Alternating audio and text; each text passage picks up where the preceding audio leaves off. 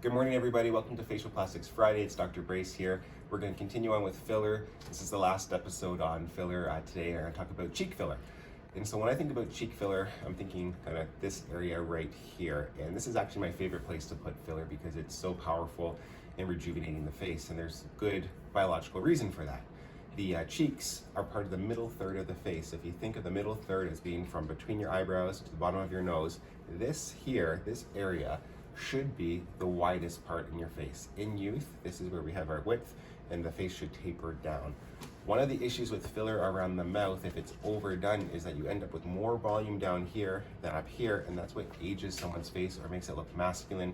Sometimes it makes it look feline or like a cat or a monkey. You can see the really overdone upper lip in women on TV often, where people will come in and say, I want filler, but I don't want to look like that. And that's because that balance between the width of the upper third and the lower third in terms of volume has been put off.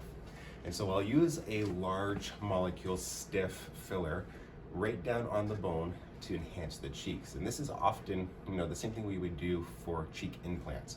If you look at a facial skeleton, the malar eminence, this part of the bone right here, is the part that should stick out the furthest. And that's really where we're aiming with filler, is to enhance this area here. You want the light to hit that and give a light reflection. And then we'll often go along the zygomatic arch as well to give a little bit more structure to the cheek, so that you end up with a light reflection up here and then a shadow underneath.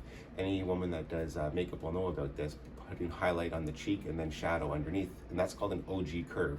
It's one of those things in beauty that we like. You can see it in architecture, you can see it in facial plastic surgery and plastic surgery in general.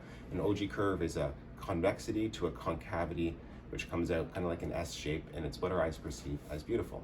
So when I put filler in the cheeks, it's right down on the periosteum, right down on the bone. It's kind of out here and up there to create that Ogee curve. It's a pretty simple injection for patients to get through. There's not a lot of pain with it. The worst part is the sound. When you're injecting a filler on the bone, it has a kind of crackly, snap, crackly, pop sound. It can be off-putting, but it's not really that painful or difficult to do because we put it in little aliquots along the cheek. Afterwards, because the chewing muscle, the masseter, inserts onto the zygomatic arch, there can be a little bit of tenderness with chewing, but it's overall pretty low chance of bruising, very little discomfort, very quick and easy injection to do, and great results in terms of rejuvenating your face while maintaining the proper facial aesthetic balances. So that is cheek filler in a nutshell. Send us your questions if you have any, and stay tuned for next week because we'll start a new series, and everyone have a happy Halloween.